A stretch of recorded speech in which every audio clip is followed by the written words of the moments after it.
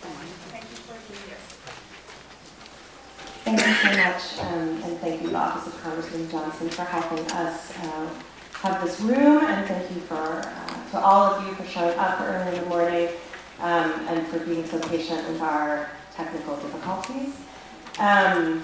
So I'm Tim Everson. I'm the director of the Washington Office of American Jewish World Service. We're an international development and human rights organization, and in addition to advocacy work, we also fund grassroots groups worldwide who are fighting for human rights. COPIN has been a long-time ally, the group that was founded by Berta Cáceres, as well as Otro Mundos, which is the organization of Gustavo Castro, who, as you know, as many of you probably know, was the sole witness to the assassination of Berta Cáceres on March 2nd, 2016, which of course is the tragic event that brings us all here. So we're going to hear today from Laura Zuniga Cáceres, who is one of the daughters of Berta Cáceres. We're also going to hear from Gaspar Sanchez, who is a COPIN activist. And we also have two experts here on some of the broader topics around international law and also on mega projects like the Abu Zarqa project, which was a primary struggle for the organization COPIN. So we have Viviana from CIGIL, the Center for Justice and International Law, and also Annie Bird, who is a long-time Honduras and Central American expert who's written extensively about hydroelectric and other extractive projects. So this is the order we're going to speak in. The only thing I will say, and I think many of you know this, the broad context in which Berta's murder took place is important to have as kind of the setting for what we're going to talk about. Most of you probably know that Honduras is the second poorest country in the Western Hemisphere after Haiti, with about 60% of the population living in poverty. It's also one of the most violent countries in the world and one of the most dangerous for human rights activists. The organizational Global Witness recently released a report saying it was actually the most dangerous country in the world for environmental activists, with over 100 environmental activists murdered just in the period of basically the last 4 years.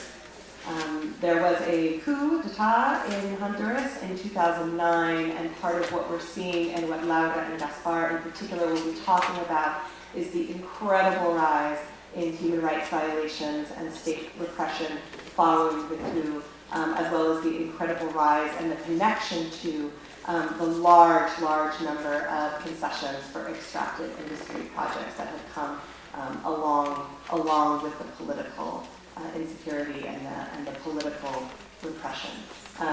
So with that larger context, I'm going to just actually turn it over to Laura. And Laura, I'm hoping we can start with just you talking a little bit about, obviously, the experience of your mother and your family, both a little bit the immediate context before her assassination, and also, what the family has experienced afterwards in terms of your struggle to get justice for her. Thank you. Bueno, gracias a todos por estar hoy acá. Para nosotros es muy importante. Voy a empezar como empiezo cada vez que hablo de mi mamá. Mi mamá era una luchadora por los derechos de los pueblos indígenas, su derecho a la tierra y la defensa de su cultura. Era una luchadora por la vida, porque llamaba la vida. Y por eso, por su vida, por su historia y su legado, es que me animo y nos animamos a continuar esto y a vivir esto a pesar del dolor.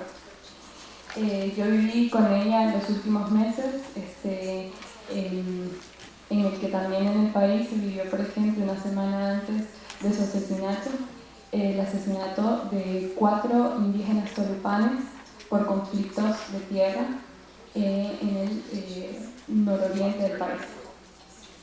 Ella había recibido muchísimas amenazas a partir desde el 2013 hasta el momento de su muerte. Había recibido 33 amenazas relacionadas con su lucha, en especial en contra de un proyecto violatorio de los derechos indígenas que se llama Aguasarca, que está desarrollado por una empresa que se llama DESA, Desarrollos Energéticos Sociedad Anónima. También hubo una poca voluntad de parte del Estado en investigar estas 33 amenazas. No se investigó ninguna.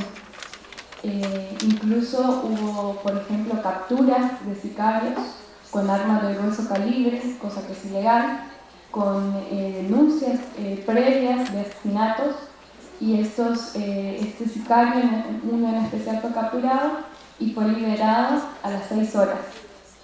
Fue liberado con la empresa, lo liberó la empresa, más específicamente el jefe de seguridad de la empresa. Y nosotros esto lo sabemos porque vivimos en un pueblo chiquito, y los pueblos chiquitos todos se saben más o menos porque no saben. Unas semanas antes había arreciado las amenazas contra mi mamá, y ella me contaba de algunas, otras no me quiso contar, pero tenía una urgencia de que saliéramos del país.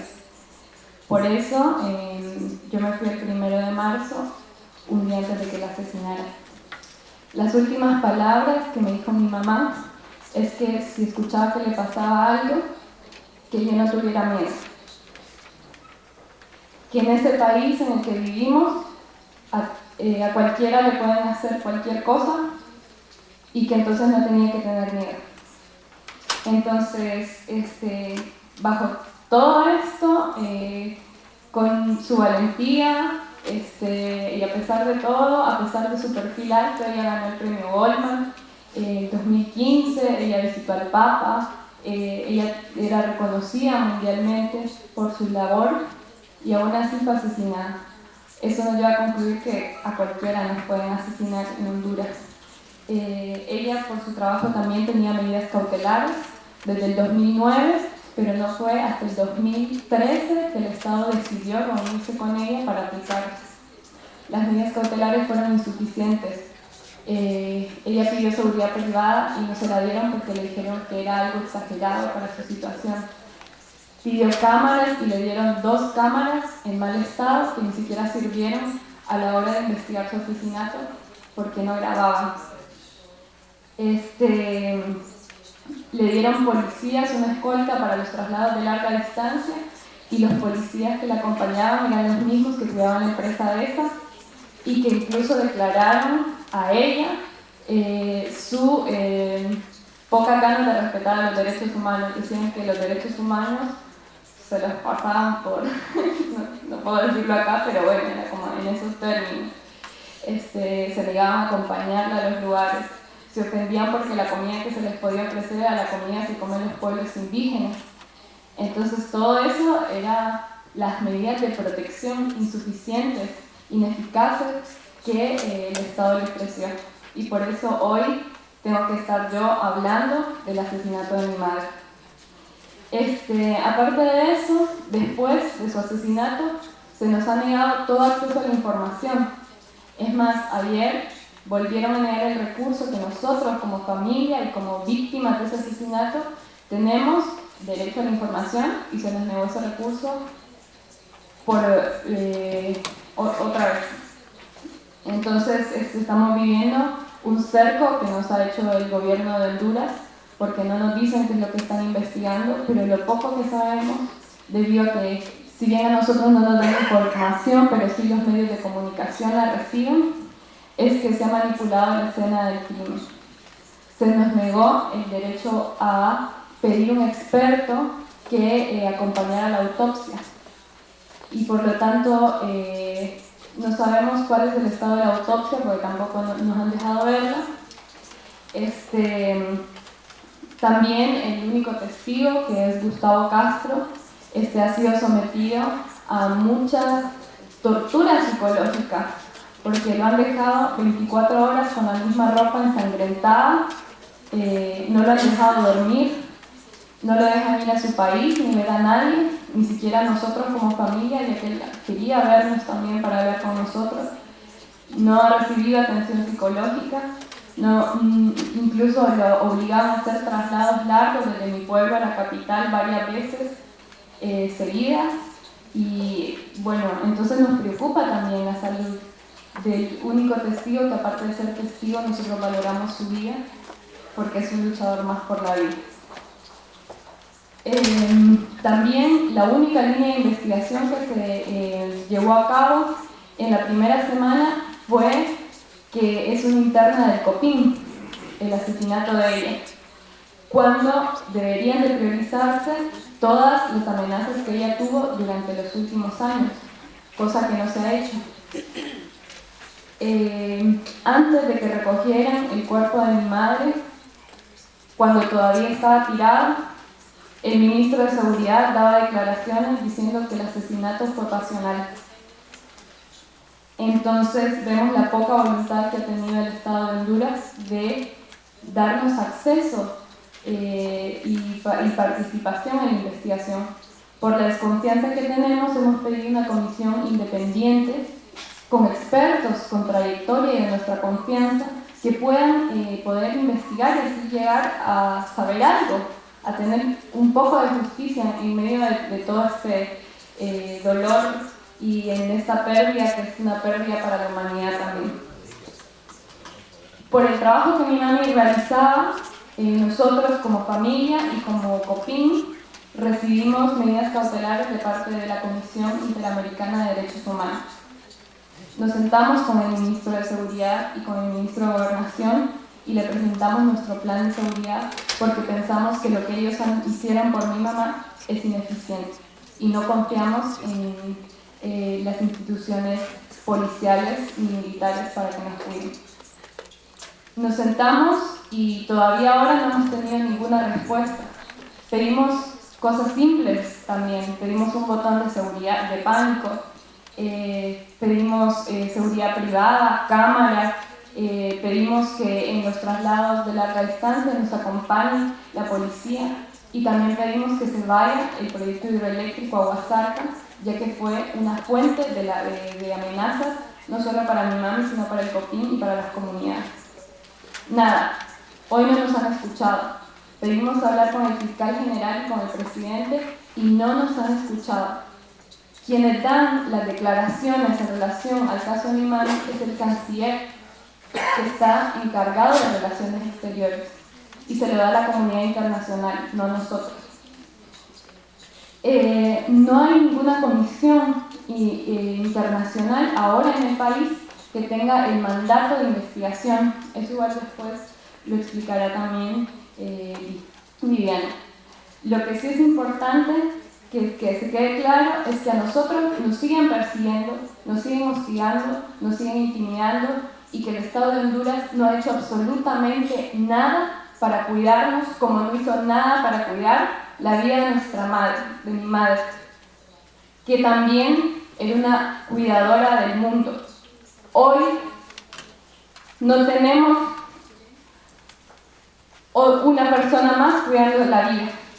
El mundo perdió a Berta Cáceres y eso nos tiene que doler a todas y a todos. Gracias por escucharme.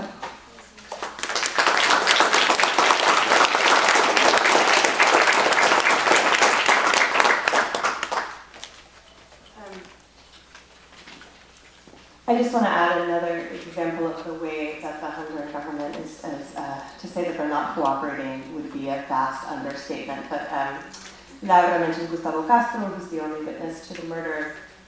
His lawyer requested to see a copy of his declaration of his statement, and the judge suspended his lawyer for 15 days. So I mean, that is the kind of re-victimization that is happening both to the family and certainly to Gustavo on the ground, which I think Laura talked about quite eloquently. And one of the reasons that all of us, and many of you in this room, I know your offices are requesting an independent investigation. So now I want to hear a little bit from Gaspar, who is a long-time activist with COPINH, who traveled and worked with Berta extensively in the Lenca communities that they represent.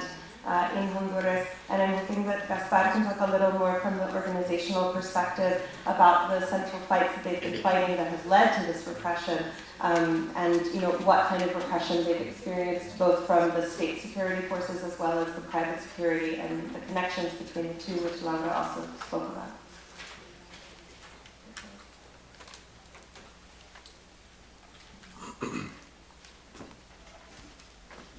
Muy buenos días a todos y todas.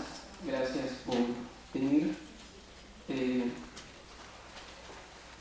Bueno, vengo de parte del COPIN. El COPIN es una organización que nace el 27 de marzo de 1993 y siempre ha sido nuestra prioridad defender y cuidar la tierra y nuestros bienes comunes de la naturaleza, y esas han sido pues nuestras luchas principales. También es una organización del pueblo indígena Lenca de Honduras. Desde el 2009, cuando se da el golpe de Estado, la represión para los pueblos indígenas y para todo el movimiento social hondureño se ha venido agudizando, ya que no contamos con una institucionalidad que favorezca pues, a los pueblos y a las demandas que tenemos como pueblos indígenas. En el 2010, cuando Juan Orlando Hernández fue presidente del Congreso Nacional, se dio por aprobado toda una concesión de ríos, de territorios para la minería, la privatización también de los bosques, y esto lo hicieron sin consultarle a las comunidades, sin consultarnos a nosotros, los pueblos indígenas de Honduras, violando el convenio 169 de la Organización Internacional del Trabajo, que también nos favorece a los pueblos indígenas, así como también la Declaración de las Naciones Unidas sobre los pueblos indígenas. Gracias, no se ha respetado, no ha habido una consulta previa, libre e informada sobre este tipo de proyectos. Actualmente el COPIN se está enfrentando a 49 proyectos de este tipo en todo el territorio Lenca, y a raíz de ahí pues viene todo lo que son las amenazas a muerte a la compañera Berta, pero también a otros líderes de las comunidades. El problema también más grande es que hoy en día nuestros territorios están siendo controlados por las fuerzas represivas del Estado, la militarización de nuestros territorios. Tanto la policía como los militares ahora no están brindando la seguridad al pueblo, sino que están más bien para cuidar los intereses de estas empresas que nos están quitando la vida de muchas personas valiosas, líderes de nuestras comunidades, y es algo que sucede en todo el territorio de los pueblos indígenas. Y han habido denuncias por cada uno de estos proyectos. El Estado hondureño no ha hecho, ni siquiera se les ha dado seguimiento, y a partir del 2013, en abril del 2013 es cuando se empieza la lucha más fuerte para parar lo que es el proyecto hidroeléctrico Agua Zarca, un proyecto que si bien el gobierno dice que es el desarrollo, pero el desarrollo para las empresas, no para las comunidades. Pues si lo hablamos desde lo que es la minería, no nos beneficia a las comunidades, ya que solo le están dejando el 1% de las ganancias al Estado. El 99% de toda esa ganancia se la queda la empresa. Entonces, por eso es nuestro nos oponemos a que nuestros territorios sean entregados, además ilegal e ilegítimo, porque se nos debe primero consultar a nosotros como pueblo, porque la mayor riqueza natural de Honduras está cuidada por los pueblos indígenas y eso no se está respetando. Es ahí que donde el COPIN ha venido trabajando bastante. En el 2013 se empezó, pues intentaron encarcelar a la compañera Berta, al compañero Tomás, al compañero Aureliano, aduciendo que le estaban haciendo daños a la propiedad privada cuando es el territorio de nosotros y que ellos han llegado a invadirlo, ¿no? Entonces vemos que la justicia o el Estado hondureño no está teniendo la voluntad política para ayudarnos o para hacer caso a nuestras demandas como organización. Más bien se nos criminaliza desde el gobierno, se nos dice que nos oponemos al desarrollo del país. Y nosotros también, no solo es que nos oponemos a este tipo de proyectos, sino también proponemos otras alternativas, porque también esa es nuestra visión como organización, de velar por el cuidado de nuestros territorios, pero también contribuir al desarrollo. Y para nosotros el desarrollo de las comunidades no necesariamente está en privatizar los ríos, sino en que se nos fortalezca, por ejemplo, a nuestras costumbres, como en la siembra de maíz, de frijoles, de frutas, que es de lo que, bueno, el maíz y los frijoles, que es lo que consumimos más los pueblos indígenas, que más bien desde ahí también nos están atacando, metiéndonos el maíz transgénico. Entonces nos estamos enfrentando a una situación grave. Vivimos actualmente en un país donde cada día en la situación de las mujeres, cada 6 horas hay una mujer asesinada. En los pueblos indígenas no se nos está respetando. Actualmente, bueno, en los últimos años, todos los asesinatos que se han dado a personas defensoras de derechos humanos y defensoras del medio ambiente ha sido a manos de militares. Tenemos el caso de nuestro compañero Tomás García, que fue asesinado a manos de un militar en el 2014, y el Estado hondureño solo le dio una condena de 3 meses. Y esto de 3 meses, pero no en una cárcel, sino lo mantiene interno dentro del batallón de ingenieros que queda en Cihuatepec. No cuando, según la ley, un crimen de estos es castigado de 10 a 15 años. Entonces eso, y así ha sucedido con policías, con militares que han asesinado a personas y el Estado hondureño ni siquiera los castiga. Entonces en Honduras, asesinar o matar a una persona, y sobre todo si es militar o policía, para ellos es un privilegio. Para los militares que asesinan a los defensores de derechos humanos es un privilegio, pero ni siquiera los castigan, ¿verdad? Entonces, por eso es también que hoy estamos acá, para que ustedes que viven acá, saben que Estados Unidos también da bastante apoyo económico al Estado hondureño en materia de seguridad, en materia de fortalecimiento militar.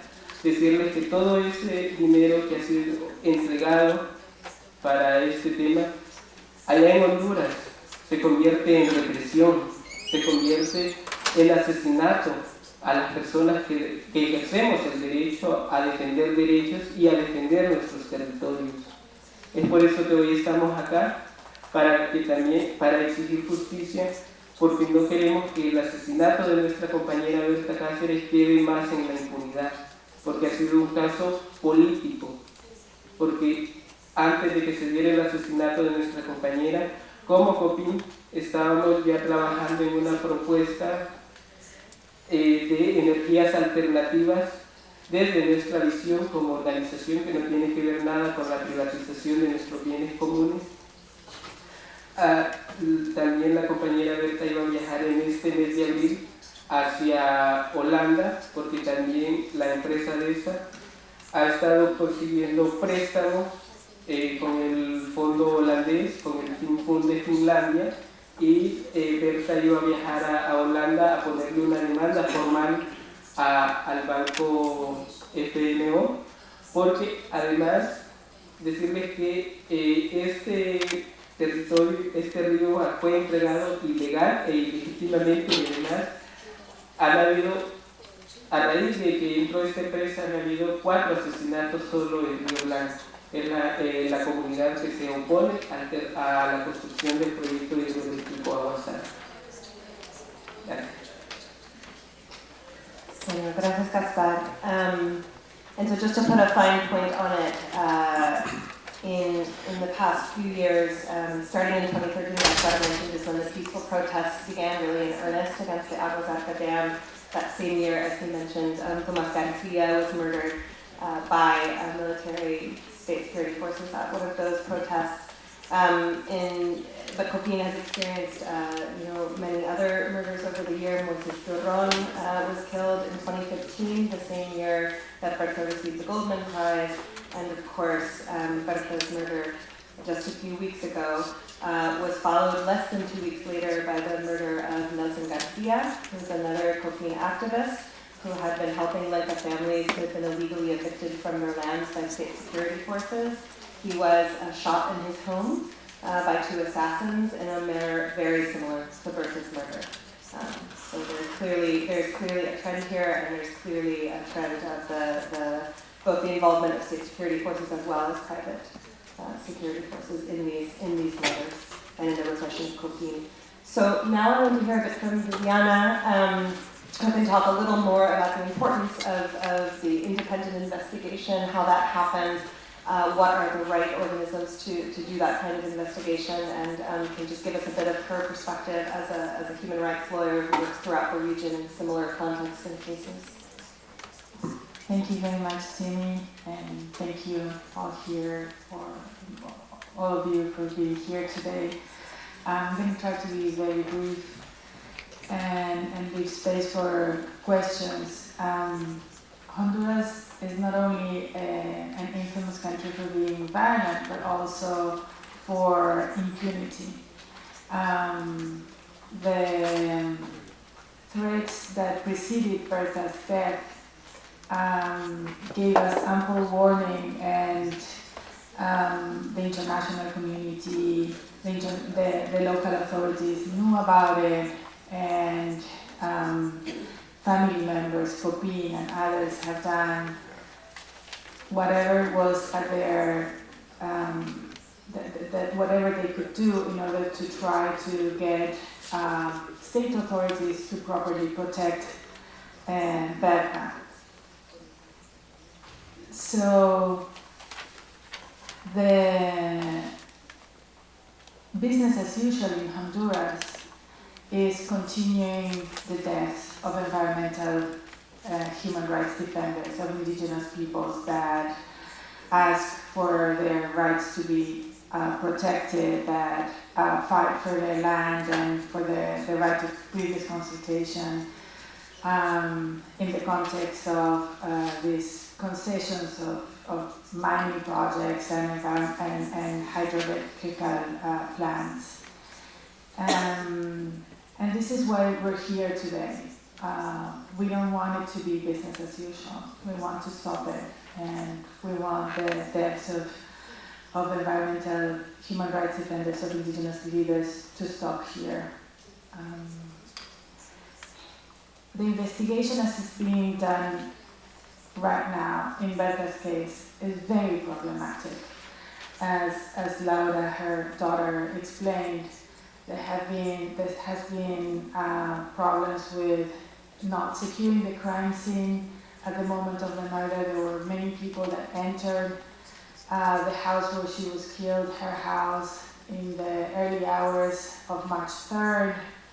We're worried about what can what was taken from the house, how her body was moved,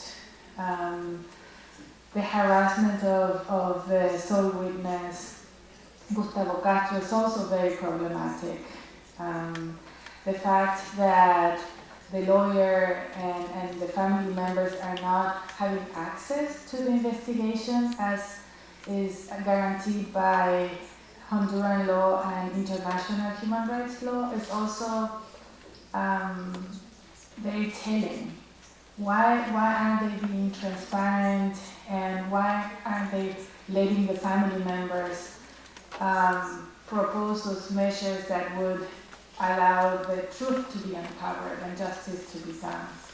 They didn't allow them to have a forensic doctor present at the autopsy. That's strange.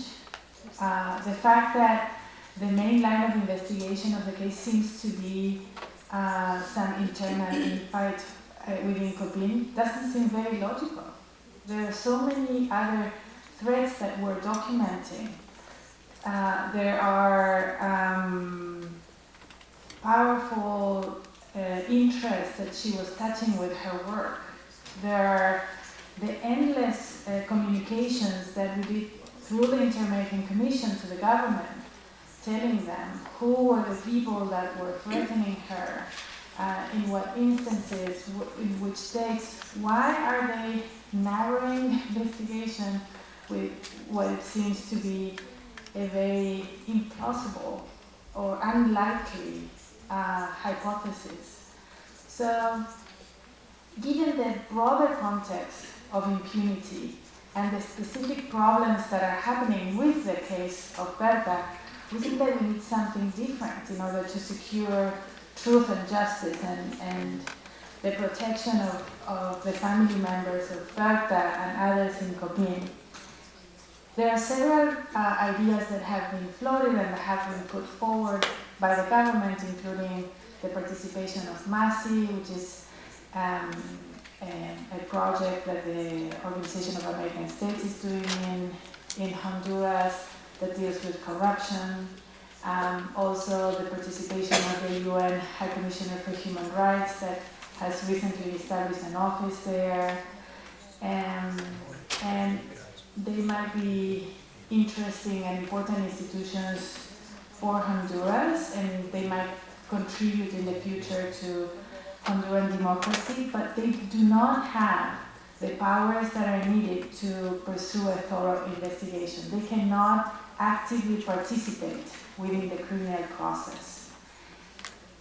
We are asking, and the family members are asking, for a group of experts to be involved and actively participate in the investigation of Berta's murder. We are thinking of and proposing a group that is similar to what the Mexican government and the family members of the students that disappeared in Ayotzinapa asked from the Inter-American Commission on Human Rights. At the request of the Mexican government and the family members, the Inter-American Commission on Human Rights established a group of experts, an independent international group of experts that is currently pursuing an investigation on the disappearances of those students. We want something similar for Honduras, a group of international experts that have the credibility, the expertise that is necessary to pursue a reasonable, thorough investigation. What we want is nothing but the truth and nothing but justice. And this would be fair with Berta, this is fair with the family, and this is what we're pursuing here today. Thank you, Viviana. Okay, and last we're going to hear from Annie Berg, just again to give a broader context of these projects like the Agua Dam, which really are, as Gaspar said, at the root of many of the security concerns that certainly COPIN and other indigenous communities are facing, and then we'll have a little time for Q&A, a little time, and more people can stay a little later. I know we started about 10 minutes late. Thank you. Annie. Thank you.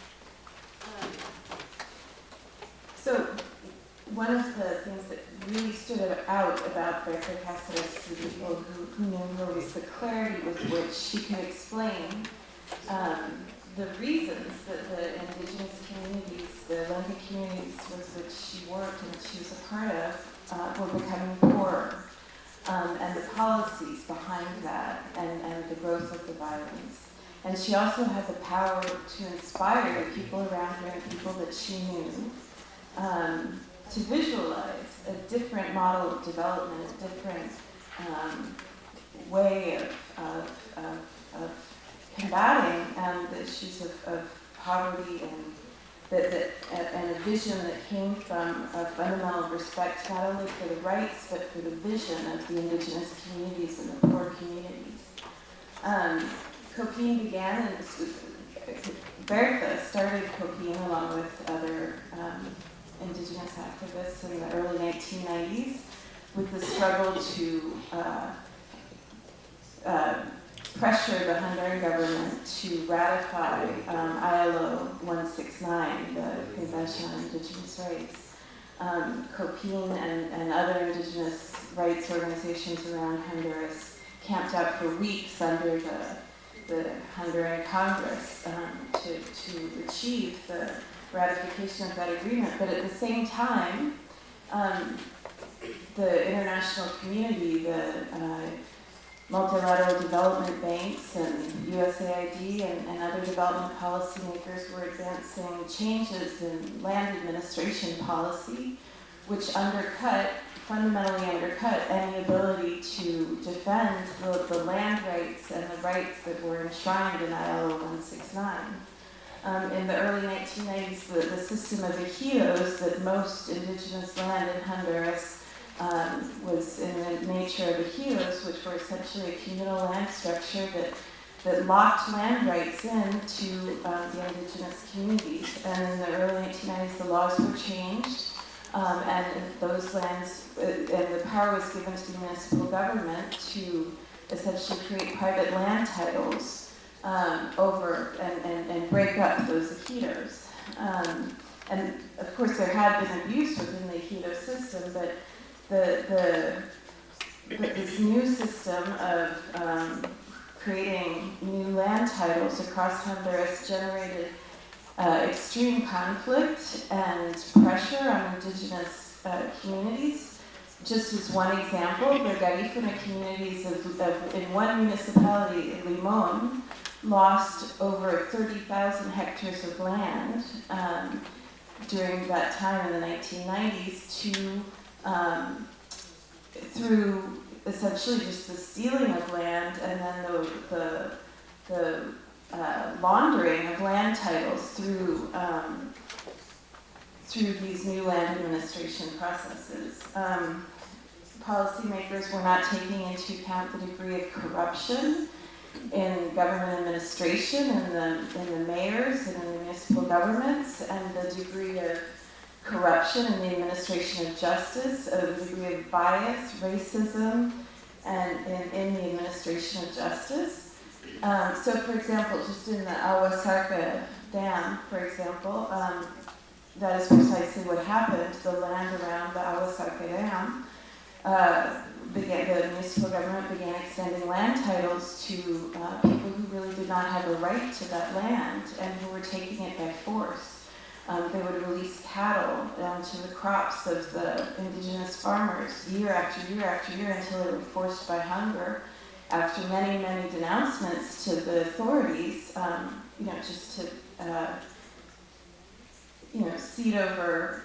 They were just forced to allow the people to stay, and so, for example, when Bertha was accused of land usurpation, because of these illegal land titles that had been extended by the municipal government, at the same time, Copine denounced those, property owners as having illegally usurped the land. But Copine's denouncements were not investigated, whereas there was a forceful criminalization of the land rights defenders. So it's this fundamental lack of access to justice by indigenous communities, corruption in the administration of justice and governance that is creating across Honduras, and particularly now also in the Coquin communities and the Lenca communities, a situation of extreme violence and conflict.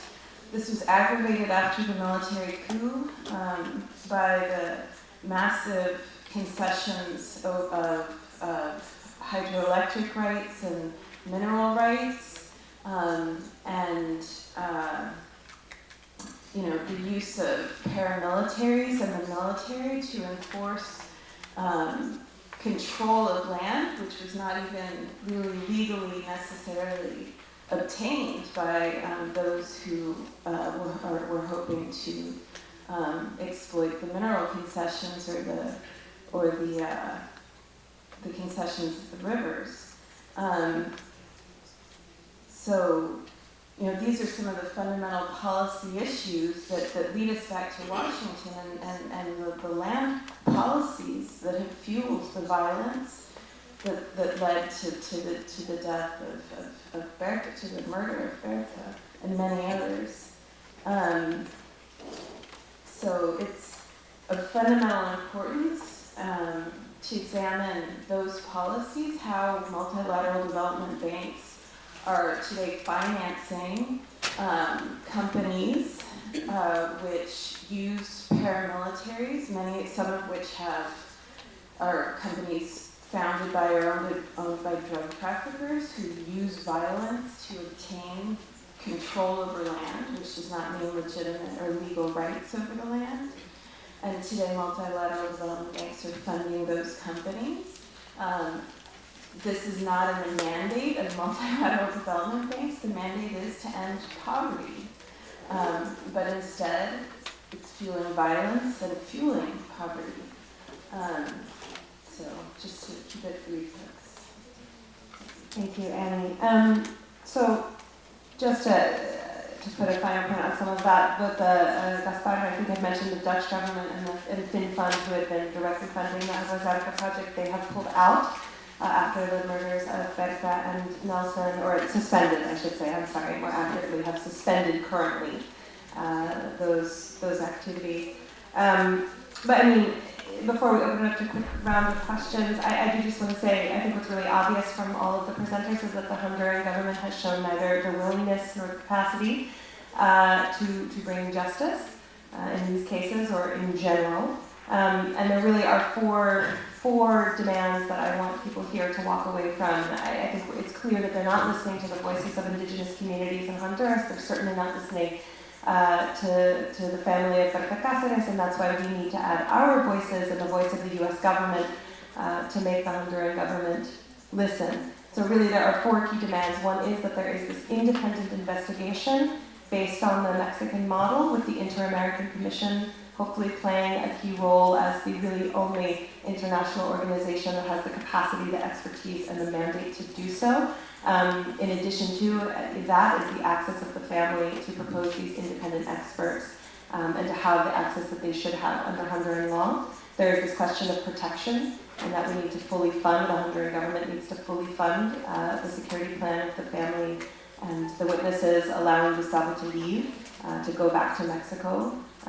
His life is in danger in Honduras right now. He's done his duty in giving his statement, and he should be allowed to leave.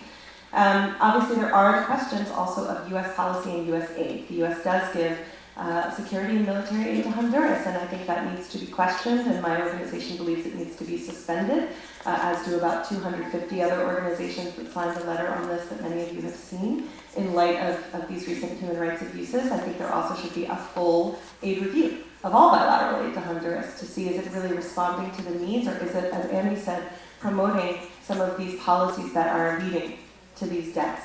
And the last really is related to that, which is we really do need to do our part in the U.S. to ensure that we are not funding these projects or supporting them in any way, both in our context as a U.S. government, as an aid donor, but also in the multilateral context. So if you want to walk out, those are the four big demands that are being made. And now let's do a quick round of questions. We can take a few, and then they can answer. Let's start on this side of the room, please. And if you could just introduce yourself, and if you're with an office or an organization. And shout so everyone can hear. And shout, yes, please. I'll try to repeat the question. My name is Sarah Chase with the Carnegie Endowment for International Peace. And I have a question for Gaspar, which is, very often the way these struggles are recorded in the West, we hear that this land is sacred to the Lenca people or another indigenous community. But what I'm hearing from you is something different, which is that these lands are simply sacred to all of us.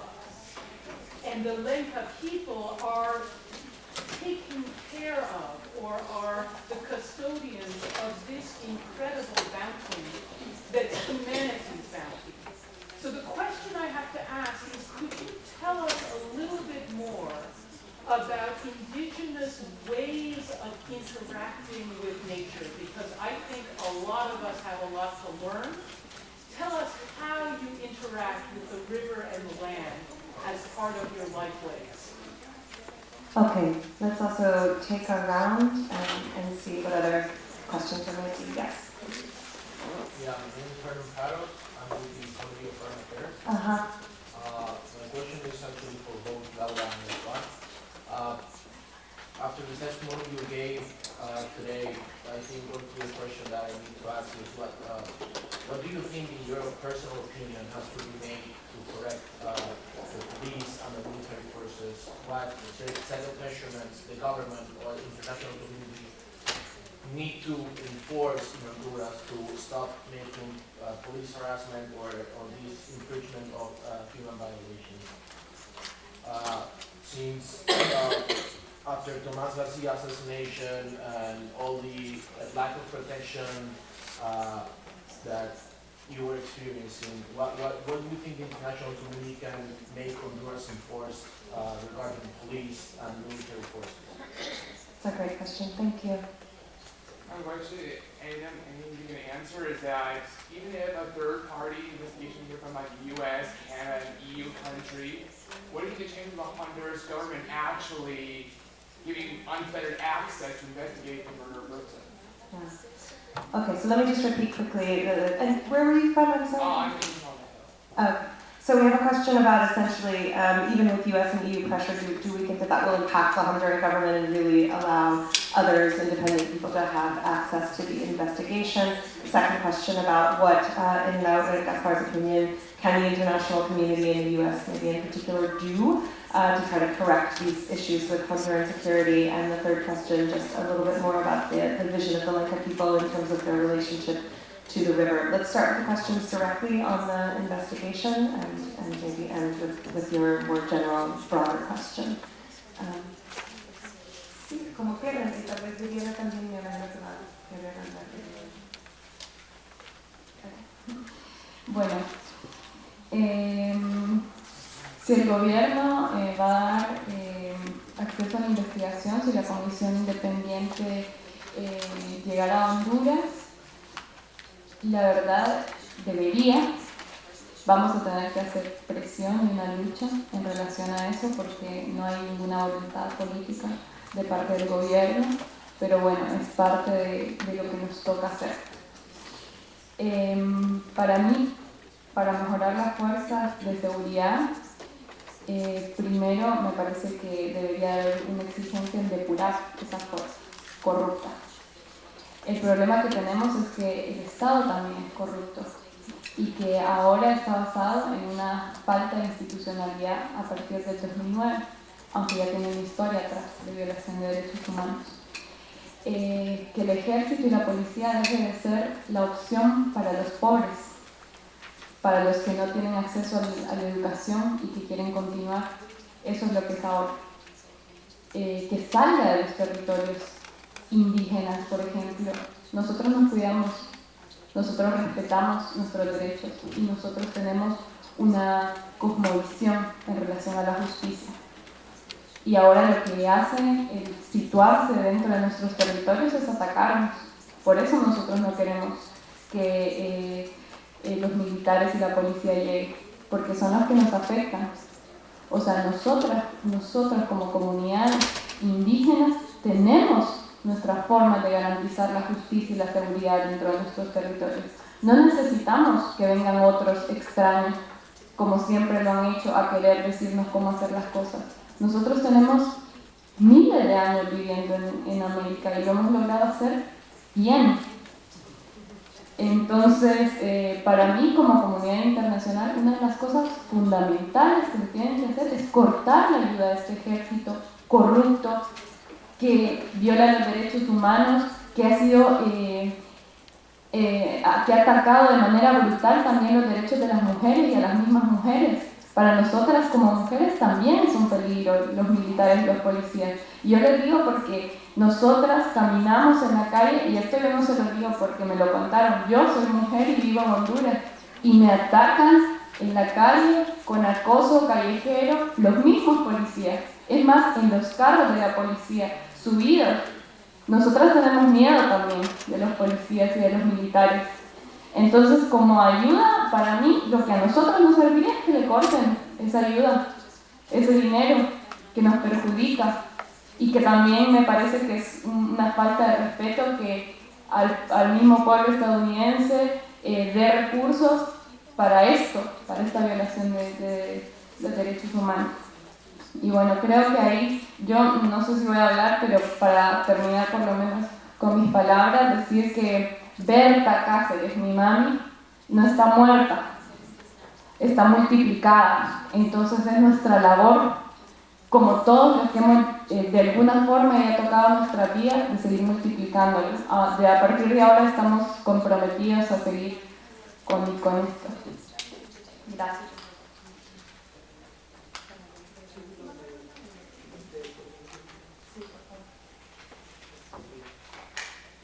Bueno, una de las cosas que también creemos que es importante también es, como comunidad internacional, exigirle al gobierno que se castigue a los responsables de los asesinatos, sobre todo a policías y militares que han asesinado a personas defensoras de derechos humanos y de la naturaleza, porque no están siendo castigados, andan libres, o sea, circulan libremente y no han sido encarcelados ni enjuiciados. Entonces, creo que por ahí también puede ser otra de las formas que ustedes nos pueden ayudar para que se encarcele a estos militares asesinos. Y bueno, no sé si ustedes son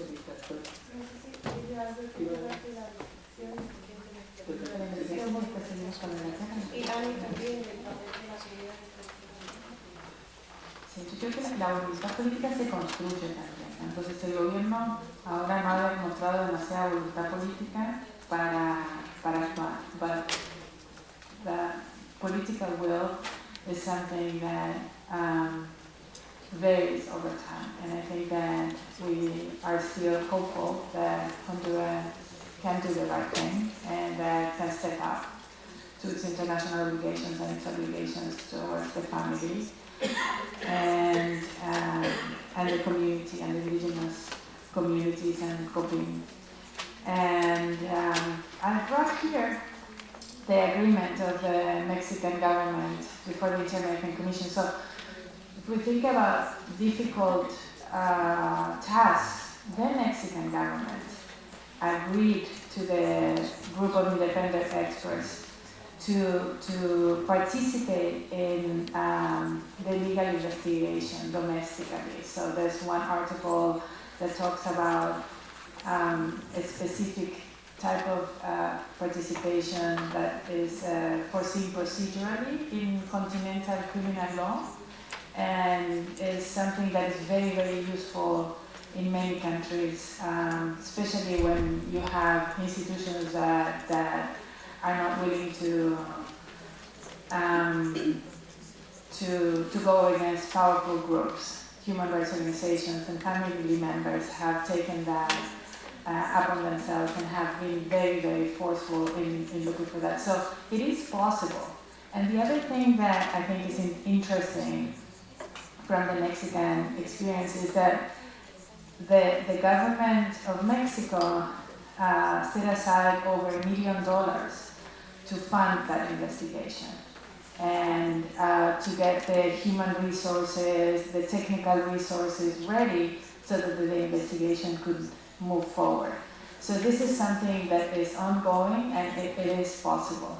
In international law, there are all these guidelines in terms of how an investigation has to be done in terms of securing the crime scene, but also looking at context and patterns.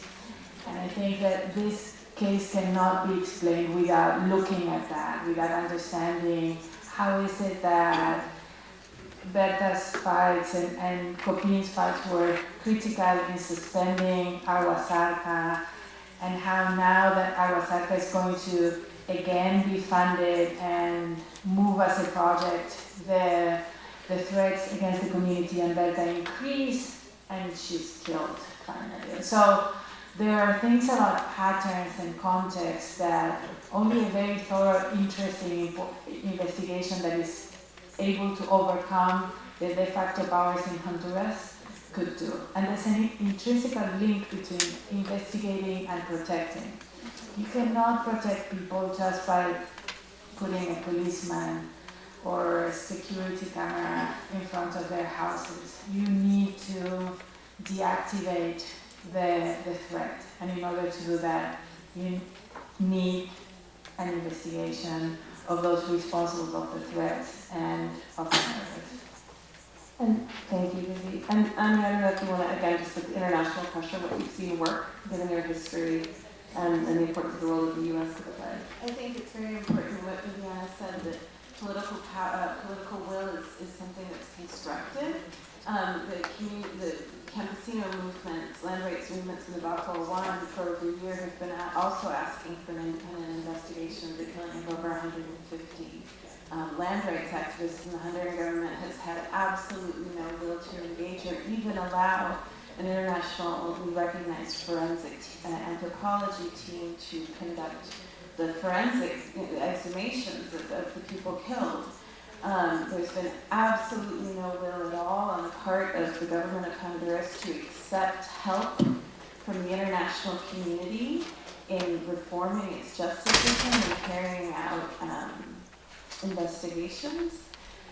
But that is also the responsibility of the international community, that there has not been sufficient pressure put on the Honduran government. We cannot continue to separate development from justice. There will never be development, there will never be an end to poverty when the justice systems do not work. Any land tenancy reform administration process that we're promoting will be fundamentally flawed if the justice system is not functional. And so it's absolutely important that the Honduran government, and not just the government, but the business community here, that if they do not allow the international community to help them fix what is the most broken system in the continent to be fixed, then they cannot continue to receive international investment. And that's the message that needs to be heard. Thank you. I do know that we are 10 minutes past, and I'm sure that this room is being used by other groups. So I think we're gonna, I'm sorry, Sarah, but I have to hold on your question to Gaspar. We'll be here for a few minutes afterward. If people want to talk individually, and we're happy to follow up with any of you on any of this, and we hope we can count on your support because we're going to need it. Thank you so much.